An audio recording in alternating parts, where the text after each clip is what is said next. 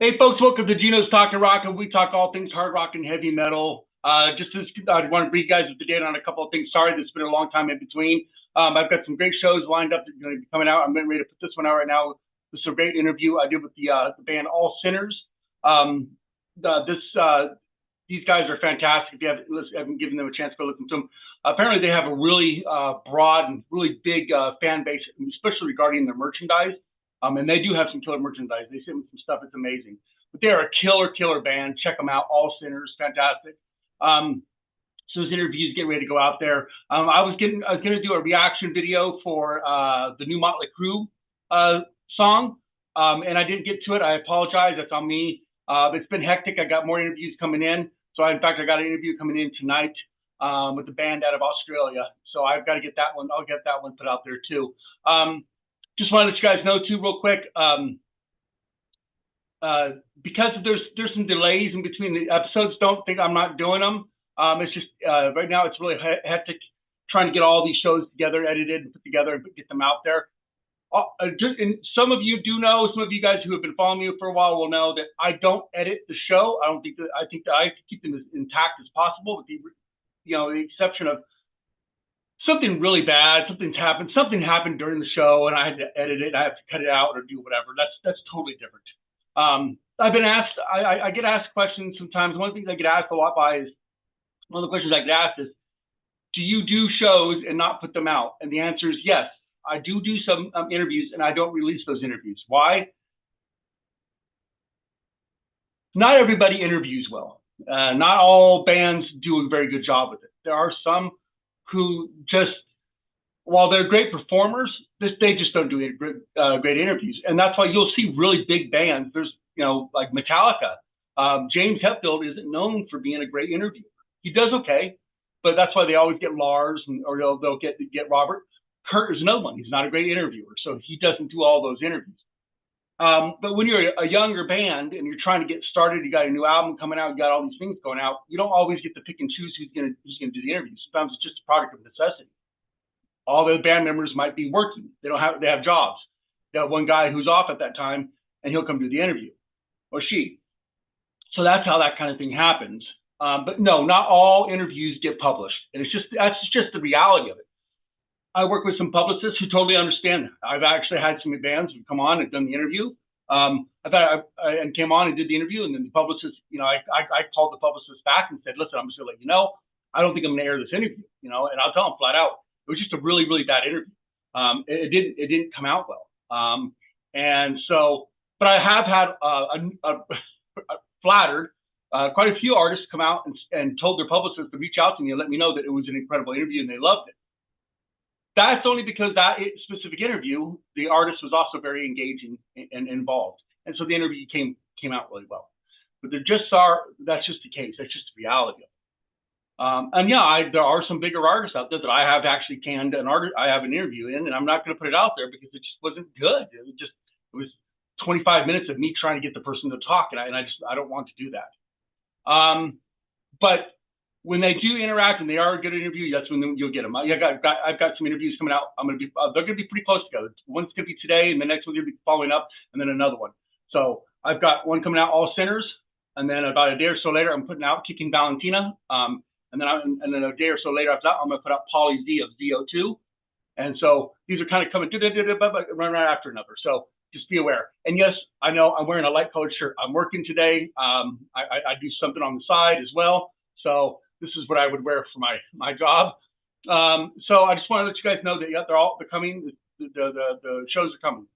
In regards to the new Motley Crue song, my take, because most of you do know, I am a huge Motley Crue fan. I like the song. I like the sound. I also don't have a problem with Mick Mars not being in the band anymore. I love Mick Mars. He's still one of my favorite guitar players. He's an amazing guitarist. Reality is reality is reality. You can't avoid it. He can't tour. He can't do these. And he even said just doing the recordings, it was difficult for him at times. So in order for the band to continue, it only makes sense. And I think John 5 is a great fit. Look, guys, these guys are all getting older. That's just the reality of the situation. Not everybody's built the same. We don't all have the same DNA, thank God. but that's just how it is. And Mick's going to give us what he can, and Motley Crue's going to give us what they can. And I think they've done, I think it's good. I like it. So that's my take. That's my opinion. I'm not going to give you like a full review. I don't think that's my business. I don't do that. That's not my thing. And I don't hate on a band just because of a lead singer being overweight. I'm a big guy myself because he's overweight or because he doesn't sound great in live. He never has. It's never bothered us. Real Motley Crue fans are like, so who cares? It's Motley Crue. It's all real. It's all live, and I do believe that is. I do believe that is the case. That Motley Crue has always been. I mean, I'm sure there's been incidences where the things have been piped in, but for the most part, it is live and it's real.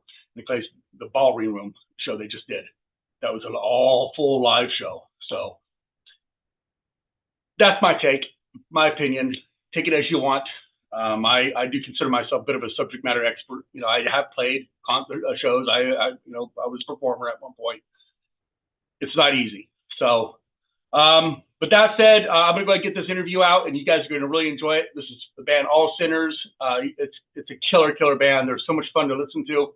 I suggest you go out and get their EP and go onto their site and get their merchandise. Fantastic stuff.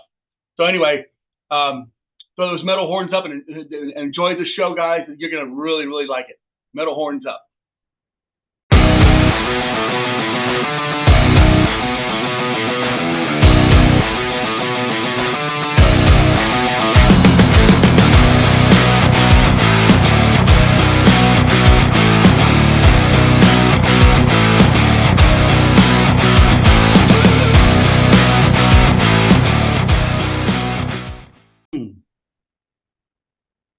Hey folks, welcome to Gino's Talking Rockin', where we talk all things hard rock and heavy metal, and today is no different. You know, we're bringing you guys something special. These guys are hitting the circuit hard and heavy. They got some shows coming up with guys like Ace Frehley. You guys have got to see them. They're really good. They've got some great videos up there on YouTube. They got some good music out there.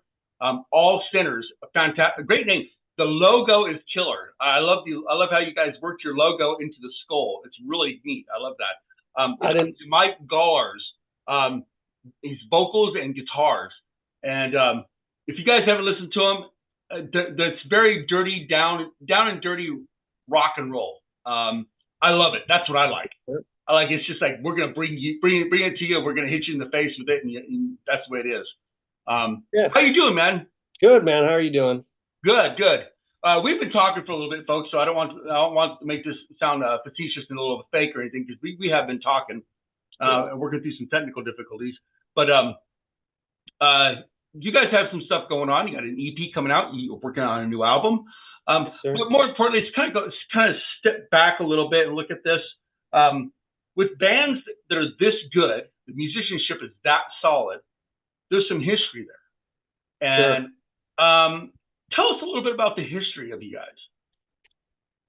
It doesn't, well, Roger, the drummer, and I have known each other for, 20 some odd years. Just, we used to have a rehearsal studio where like 50 bands used to practice in there, and Roger was in another band, and, just years of growing up in music and the music scene. But us in particular, I was doing, I don't know what I was doing at the time. I was probably doing some tribute or something. After being not interested in doing original music anymore, because, we've talked about the state of it. And I think I was on Facebook one night, had a couple drinks, and Roger posted something about, hey, does anybody want to sing for an 80s tribute band? And I responded, having not talked to him in years, like, yeah, man, I'd love to do that. And he got back to me right away and was like, are you serious? I'm like, yeah, if I got the time to do it, I'll do it. Sure. So it started out as us doing like an 80s tribute thing, doing everything from Queensryche to Dio to LA Guns. And then we ended up being able to open up for our idols. Like I was telling you before, like Mike Tramp, LA Guns, Lita Ford, all these bands. We were opening up for them at this local club. And I'm like, I love this. Like I said, I was meeting my idols, having a good time. This is great. And then COVID hit and everything started shutting down. Our show started getting canceled. And one of the guitar players in the band was like, "Hey guys, it's a perfect time for me to bow out. I just don't have time for this anymore." So we decided, I said, "Hey, why don't we start?" We have a local band in the area, and they're similar to what we're trying to do, and they're opening for all the original bands. And I'm like, why don't we do what they're doing? Let's write some originals. We got an in with these 80s bands, and just see where it takes us. And that's where we got to now. That was about 2 years ago. Um, yeah, so that was the history with us. Is it just started out as doing stuff that we loved, and it continued into our original music. Not not saying I don't care what people think of the music, because I do, but not obsessing over what I'm writing and writing stuff that I love. Right. And there's that old adage of when you finally just do what you love, other people are going to love it too. Sure. And You it see it. seems like that's kind of what's happening. I'm doing stuff that really gets me off, dual guitar solos and uh, high screaming vocals. And I've never really done it before in my career, and I'm doing it now, and I'm really loving it. And we're all just, we Well, vibe with it and we love it. So I think other people are seeing that, type of thing. I think that it's funny because you talk about doing what you love to do and people pick up off of it, and I go back to Eddie Van Halen and people talk about what was so special about him. Like, if you've ever seen the guy, if you ever watched the guy play, Yeah, that he smile on his face. loved what he was doing. He Yeah, was perpetually happy. yeah, He didn't watch his guitar. He didn't play. He was just a big old goofy smile on his face, and he was like, "I'm yeah, loving my life. I'm doing what I love to do." And the fans just like, "Holy crap! This guy is actually happy. He's really loving absolutely. what he's doing. This is not a job to him. No, no, no. I'm doing what I love." And Yeah, people just like gravitated to that. Oh my God, this is awesome. Even Stanley was like, it was magnetic. You're like, oh my yeah, God. yeah, And so you're absolutely right. And so people bought the albums and you can hear it in the music. He's just fucking raging on the guitar. But it wasn't like, oh, I'm making myself do it. No, he wasn't. yeah. No, I He mean, it's loved also goes, it. for me, it goes into the songwriting too. I've been in situations where you nitpick over an arrangement, Right. or somebody in the band goes, "Yeah, that's kind of cheesy." Well, the cheese is sometimes good. It makes me laugh, makes me smile when I do it. And then, you get with a producer and like, this song's too long. It's 5 minutes long, and you cut it down and you take away some of the flavor, and it's, becomes antiseptic. And now it's like, no, this is it. I like Right. this. Right. I like this. So this is how we're going to put it on tape. Nick writes a guitar part and he's like, "I like this." All right, well, I'm not going to argue against what you like. You like some things, I like some things. We're going to put it all together and see what happens. Right. So rather than nitpicking and cutting, we just do what we hear and do what we like. And it's more fun. There's not as much stress, or any of that stuff when you're Well, music. you can hear it in your music. You can hear it. It's we were saying before, and there's a lot of bands out there that are like it's while I'm a big metalhead, I love my thrash metal and all those things. But the music I've always gravitated to. When I was a kid growing up, I was like the biggest Motley Crue fan that ever existed. I was just Yeah, like obsessed. I know everything about Motley Crue to this day. I'm like crazy about them. yeah, I got stuff all of these walls about Motley Crue. Um, but one of the things I loved about it is it was dirty, raunchy, great yeah. rock and roll music. And it's like, I think it was Keith Richards when Motley Crue were on tour with him, he's like, they're just a great rock and roll band. And he's like, I think people just forget that. They're just a great rock and roll band. They play great rock and roll. You guys, Yeah. you get caught in all the other stuff, but don't forget, it's just great. You have the shirt, Kiss, a great rock and roll band. There's Oh, so yeah. many great rock and roll songs, and people just loved it. And Yeah. that's when I hear you guys, I'm like, I hear that influence, and anybody who listens to the show knows that I'm a huge fan of influence, Yep. and you can hear the influence in what you guys are doing. You guys have all your influences going right into the music. It's the kind of rock and roll music I love to hear. Yeah, we do have a lot of that, but a lot of my influences too. Like I love Gary Holt, I love Exodus, I love all those thrash metal bands. Right. I can't write that stuff, Right. but I listening to that stuff constantly. You know, Yeah. the Exodus's last album, Persona non grata, is amazing. I love it. Brilliant. Brilliant. Oh, yeah, but I listen to stuff like Baroness, and those are all things that influence me, even though that might not come out in my music. But Absolutely. my influences are coming back from when I was growing up. You know, all those things that, and I think that's another thing that attracts people to us too. It's something that they don't get all the time. They get it from listening to the classics, but Right. there's not a lot of newer artists giving them that. Well, So it's kind of a niche too, you know. absolutely. Well, I think a lot of it too is has to do with the diversity in your music. And I talk about this all the time. You know, hard rock and heavy metal music is definitely the most diverse genres of music there is. There's nobody you can't touch that hard rock and heavy metal music with diversity. I mean, we Yeah. have the first get openly gay people in rock. You know, Elton John, Freddie Mercury. You know, Rob Halford, transgender, the lead singer from uh, I can't think of it either. I'm breaking up. I'm having a brain camp. But guess what? He was openly transgender, and he was the lead singer of a big rock band. But guess what? Nobody gave a crap. Nobody even gave it a second thought. We don't care. Just No. bring us the music, deliver it to us, and that's all we care about. Rob Halford said he was like, I wasn't sure. I was terrified. And then when he realized the fans were like, so We don't care. bring it. Just bring. You're the metal god. Bring us the metal. He's like, oh, okay, well, that's what I'll do. You know. Absolutely. And that's how it is. You know, black artists. You know, all these Hispanic. All, you know, the ethnicity that's within hard rock and heavy metal music is fantastic, and that's what I love about it. That's what it's like. You hear it too, and you hear that inside the music, and it draws people into it. People who don't listen to it stand on the outside, go, oh, they have their views. But once you start listening to it, you're like, oh. You listen to Faster Pussycat, you're like, my fiance, she likes Faster Pussycat. She didn't really know it real well.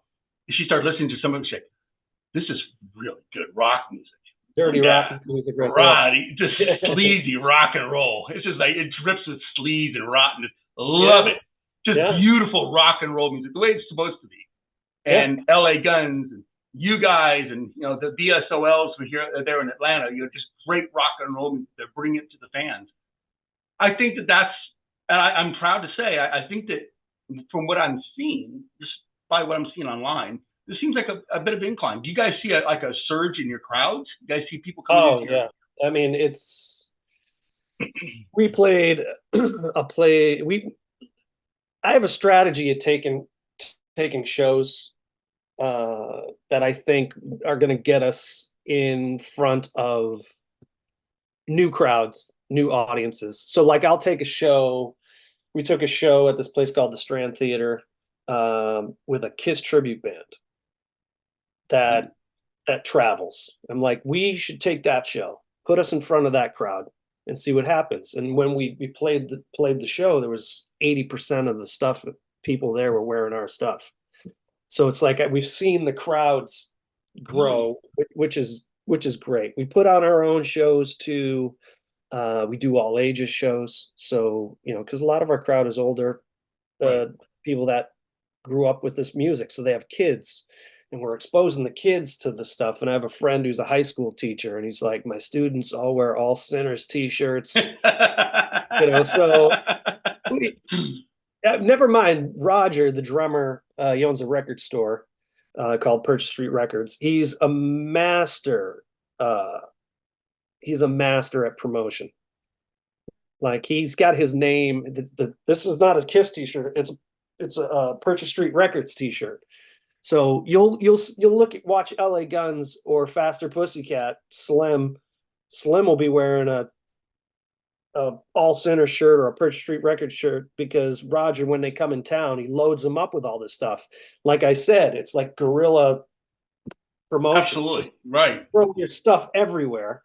You know, give rock stars free clothes. They're going to wear them on stage. Yes, they do. So yes, they do. It's just like just splatter our stuff everywhere. And it seemed to have worked, it's working so far. So we're just going to keep doing it, and hopefully we don't go poor.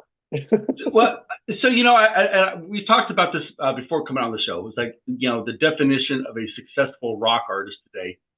The parameters have changed. Back when I was a kid growing up in Sacramento, we wanted to be rich and famous. You had to make it by, if you were 19, you're on the cusp of being too old. You had to make it. Oh yeah. Go, make it. Oh, you're 20. God, dude, I think you're too old. You look at Jason Becker. He was 17 years old, and he was on albums. I mean, that was like, go. You had to do it. Kurt Hammett was like 17 when he 18 when he joined Metallica. Yeah. So you had to be on it. Today it's completely different, and I think the parameters have changed. There's a lot of great bands out there. Blacktop Mojo and these bands, and what is success to them? It's I don't have to have a 9-to-5 job anymore. This is my job. Yeah. I make a good living out of playing music. I have a nice home. I do those things. There's some strategy that goes behind it nowadays, but at our point, we can at least support ourselves and take the risk of, all right, let's go on the road, but we can support ourselves doing it. Right. That's getting older and being somewhat responsible in life. Right. But yeah, so we've been lucky being able to do that so far. I mean, who knows what happens when somebody calls us and says, "Hey, you guys want to go for 2 months?" Well, we'll see what happens, Well, that's I just told you I did a consultation just recently with a band, and one of the things I had to tell them, I said, you guys are older and you guys are making great music, and this is your first EP, and you're gonna have to look at touring, and how does that going to affect your life? I work with artists that have said straight out, we have a really great guarantee, do really well, but we can't leave home for extended periods of time. Oh, yeah. Okay. Well, that's going to definitely crimp the way you do your tour. You have to keep it very busy. And I would say that, for like a band I just recently talked to, Kickin' Valentina, which is out of Georgia. We've actually played with them before. Yeah. A great band. Very gritty, dirty rock and roll music. Huge in Europe. Yes. I had no idea. Like, oh my God, they are huge in Europe. Yeah. Oh, yeah, we go over there, we sell thousands of tickets to a show. You come here, 150 tickets. Yeah, it's a completely different world. He said I was stationed in Germany when I was in the Army for 4 years over there, and they digest music in a completely different way that we do. If it's good, we listen to it. We don't care. Why would we care if it's popular? It has nothing to do with it. If it's good, it's good. We take it. And so he's like, yeah. So we don't. It's not that we don't care about the U.S., but we make so much money at going to Europe, and we do so well over there. That's what we do. And of course, they have a German record deal. So, and they do really well over there. But it's funny because I've heard of them, and then they came on, and it kind of triggered my memory. But what I don't understand, it's not that I don't understand. I guess it's more of, it's probably frustration. Good rock music, certainly here in the U.S., gets ignored a lot. Yeah. And on the radio and all these other areas, all these other aspects of getting your music, it gets ignored. And that's it's kind of like what I was saying about the merchandising thing. And I was telling you before we started that we kind of taking an album and putting it on Spotify isn't going to do anything. It doesn't drive anybody to the Spotify site, and you're going to get a few listeners, and then what's the point of that? So we basically, like I was saying before, we're kind of doing it old school. We'll take 500 CDs and go to a show at the Palladium and stand outside and hand out CDs to everybody. and actually introduce yourself to these people. Put the product in their hand, Right. and that's going to drive, you know, just putting something up somewhere and hoping somebody sees it isn't going to do it.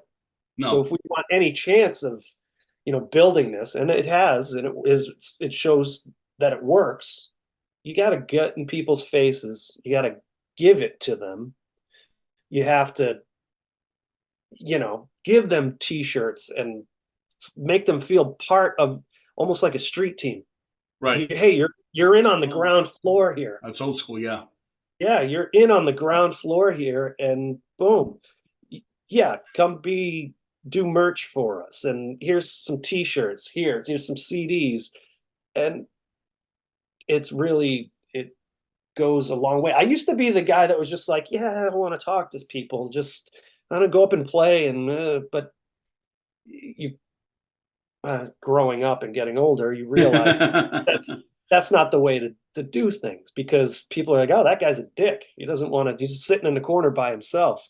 You got to get out there and really, you want it to work. You really got to give it to people. And Right. Well, I think well, talk about that real quick about. So when you guys are out there doing it, do you guys encounter younger people? Are you seeing a young crowd coming into the shows, or is it just mostly sure, no, our demographic? No. Like I was saying, I have a good friend of mine who's a teacher, and he's got high school students that are wearing our stuff. Right. And we do all ages shows. I have an 8-year-old son, and I try to take him everywhere with me when we play. So he's always backstage with us, and he's sat on Lita Ford's lap and all these different things. When I bring him with me, it's more about him than it is about me. But there are young where they can get in. Right. And like I said, we have a lot of.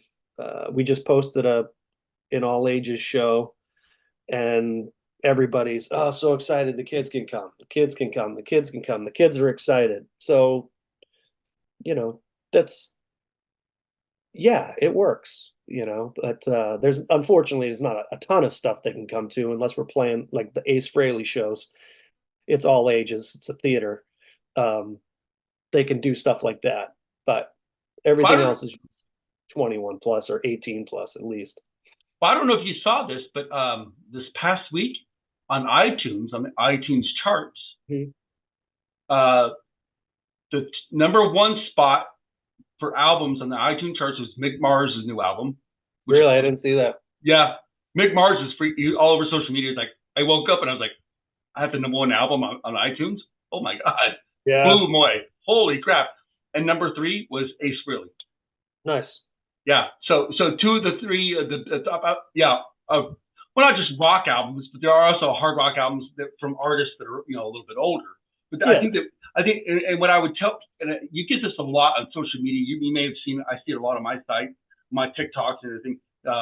Fans saying, well, why is it that all these older guys and all these older artists are doing this? It's like, because nobody younger is. Not, I shouldn't say that. That's not fair. That's not fair. That's nobody, but few. There's not enough. There isn't. Yeah, there's got to be more younger artists out there. We have the 7-year witches. We've got we've got the artists that are out there. They're trying to get this music out there, playing it in their way, and we appreciate that. That's wonderful. But this style of rock music, it's not like it's going away. It's just No, but a lot of the guys that have been doing it forever, they are going away, unfortunately. And I mean, that's always the thing that I say is, give me a rock band now that's not a legendary act like Judas Priest or anybody like that you could put in an arena. That's not a legacy act. Where's the rock band that you can put in an arena? Right. It's the Foo Fighters at this point are a legacy act almost. They've been around so it's like, where's the band? I don't want to hear Greta Van Fleet. I don't. But give me something else. It's like, somebody commented on Facebook today on. Well, actually, it wasn't somebody. It was on Blabbermouth. Why isn't Shinedown been nominated for the Hall of Fame? They've just been around for a couple of years, really. I mean, and honestly, like what? I'm not a fan. Not saying I don't think it's good or anything. I'm just not a fan. I've never really listened to them. I can't name anything they've done, Right. and that's just because it's hasn't been presented to me, Right. or it just has never caught my eye. But no, they've been around for a while too. I'm talking. I want new acts. I Right. want something that you can put in. Who's the band? Rival Sons is a great band. Great band. But Gunshine out of Florida. If you've ever, oh, Rival Sons is like, how do those guys not get bigger? It blows my mind. It's kids today's attention span. Yeah, Gunshine, Rival Sons, Southbound Beretta. All these are great younger bands who are making their sound is very reminiscent and harkens back to the 80s, but they bring in a newer sound to it, and it's really big and dynamic. But it has and they'll tell you, oh yeah, we go back to, matter of fact, Southbound Beretta. They came on the show, and I had no idea. And they said, I said, so you guys have a tour coming up? And they said, yeah, we're supporting Yngwie Malmsteen and Glenn Hughes. I'm like, there you go. That's kind of a big deal. Lead with that. You should lead with that. Absolutely.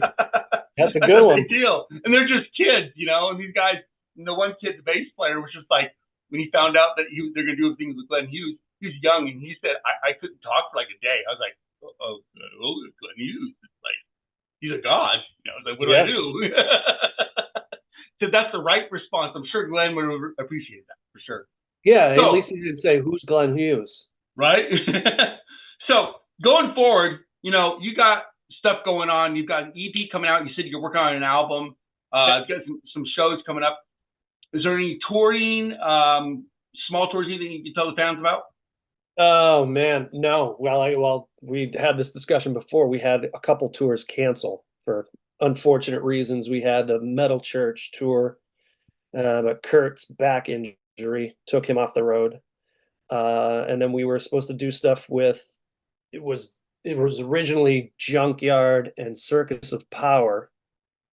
And then I believe Circus of Power broke up, and then it would turn into Junkyard and Spread Eagle. And that got canceled for reasons I don't really know, and I don't want to speculate. So unfortunately, we had a couple things, and that was our next couple months. It was the end of this month. It was supposed to be next week with Metal Church, and then beginning of May with the other tour. So we've got a couple holes to fill, but we've got some irons in the fire that I really can't talk about yet because nothing's solidified. But we're making good relationships with some people that are helping us out, taking us under their wing, and I have a feeling soon enough we'll be doing stuff with some of these bands. Well, that's awesome. We really got to concentrate on getting the full-length album done, which we've got about 5 songs in the can already, and we're supposed to get some recording going on tomorrow night. So, well, that's and we definitely want to hear that. We want that out there. And the other thing too, of course, is as we move forward, you guys have a merchandise. We got to get people to purchase the merchandise, because I'm sitting here looking. I'm sorry, I'm a little distracted because I'm looking at your T-shirt. I love your T-shirt. Because I commented on it. I thought it was a Kiss T-shirt, and then he pulled back, and I was like, oh, it's not really. I've got a great original Kiss T-shirt as well, with all original members. Nothing more said. All original members on my shirt. I'm wearing my Iron Maiden shirt right now. But so tell us what the fans can get your shirts, other merch, CDs, whatever they want. Yeah, but I mean, anytime you come to any of our shows, I said to the guys, I said we need a sign above the merch booth. It's the All Centers Mini Mall because we'll put our name on anything almost, from koozies to bandanas to sweatbands, t-shirts, sweatshirts. We bought a bunch of Warn Star vests offline and sewed our back patches on them. We've got all kinds of stuff. And at this point, we've been running all of that stuff out of Rogers record store website, purchasestreetrecords.com, on all the platforms, Purchase Street Records. We were tied to that because they kind of go hand in hand, Purchase Street Records and All Sinners. Website is being built right now specifically for All Sinners, so that's not up yet, but everything can go through Purchase Street Records. Everything's up there. So you heard it here, guys. Purchase Street Records. You go through there, you can get all their merch, t-shirts, bandanas, koozies, whatever you guys want.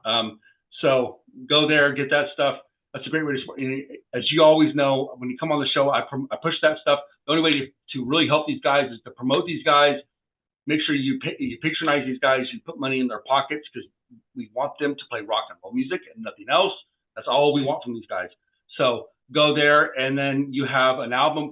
You're working on a new album, but you have an EP out. Is that EP out on hardcover, or is it just on digital? No. We have CDs. We have I think there's vinyl left too. We had some vinyl printed. We've got a limited edition, I think 100 copies. We just played at the Whiskey in LA, and it's the live board recording. All Sinners, one night only, live at the Whiskey A Go Go. I like that. And yeah, everything, you can get everything on our social media too. So Instagram, All Sinners Band on Instagram. Same thing with Facebook, All Sinners Band on Facebook. And if you haven't heard the stuff, we basically post videos of everything we do. So there's live videos from every show we've done, basically. So there's going to be snippets of stuff. People post stuff all the time. So, well, I'll click the link down. Yeah, down the bottom of the video for the YouTube stuff, for your page and all that stuff. So, yep. Yeah, so everything's out there, and like I said, Roger is like the master of promotion. So if you click on one of those links, you're going to get the information you need. So once again, guys, it's always important to remember that if you're going to go to the shows, patronize these guys as best you can, buy their merch, take care of these guys. Let's get these guys to where they need to be, where they want to be. I love their music.